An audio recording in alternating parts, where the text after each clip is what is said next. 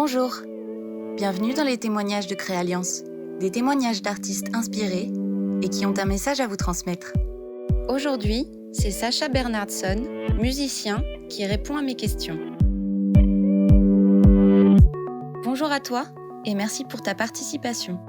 Où habites-tu actuellement ? Je vis à Toulouse, en Occitanie. Est-ce que tu t'y sens bien ? Je m'y sens très bien. Toulouse est une ville très chaleureuse, qui regorge de potentiel. C'est aussi une ville où je compte beaucoup de proches. Qu'est-ce que tu as appris en général et sur toi pendant le confinement ? Alors j'ai eu la confirmation qu'on évoluait dans un système très fragile et qu'il était temps de repenser tout ça, de reforger les choses. Et à propos de moi, je me suis rendu compte que mon rapport à la création artistique avait beaucoup changé et qu'avec ce moment très particulier qui pouvait être difficile pour beaucoup de monde, ça m'a permis en fait de retrouver une certaine forme d'innocence avec la création et de ne plus être contraint par des horloges ou des deadlines. Et ça m'a fait beaucoup de bien. Sinon, j'ai appris à me servir de nouveaux logiciels, à me perfectionner dans le montage vidéo. J'ai tenté le japonais et ça n'a pas marché. Selon toi, comment adopter de la résilience face à la crise actuelle ? À mon avis, on n'adopte pas la résilience, mais on est résilient par nature. Peut-être qu'on pourrait dire quelle forme de résilience on adopte. Est-ce qu'on décide de reprendre peut-être les choses à zéro ou avec les outils qu'on a, ou de reprendre les choses telles qu'on les a laissées avant le confinement. Et dans le deuxième cas, je suis pas certain que ce soit de la résilience en fait. Au contraire. Cela influence-t-il ta créativité ? Alors oui, la résilience influence ma créativité. J'ai même écrit sur la résilience. Je me rappelle avoir inscrit le mot dans le texte d'une chanson et je savais pas vraiment ce que ça voulait dire à l'époque. Je crois que comme c'est quelque chose d'assez instinctif, ça a beaucoup de place dans l'art parce que c'est quelque chose de spontané, c'est quelque chose de vivant.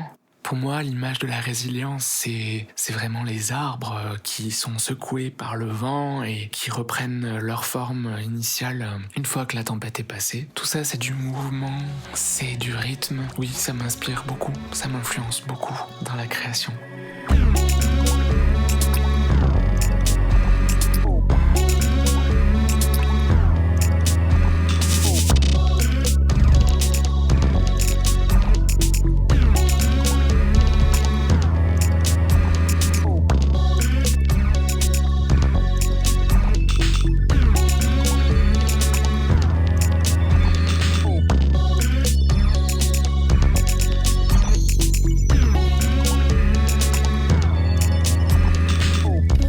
Quels sont tes projets, tes envies, tes rêves pour les prochains mois ?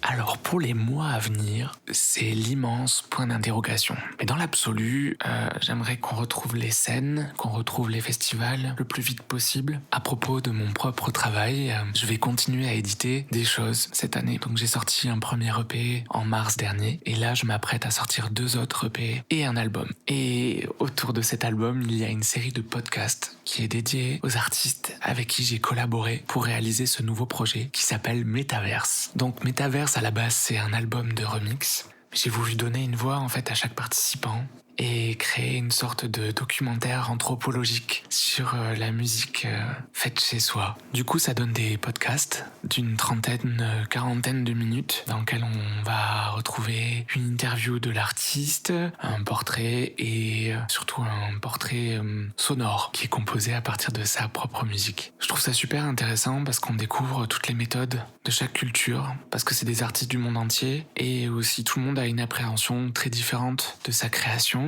Il y a aussi toute cette dimension intersexe, intergénérationnelle, le milieu social duquel on vient, le pays dans lequel on a grandi et les outils qu'on nous offre en fait dans notre éducation.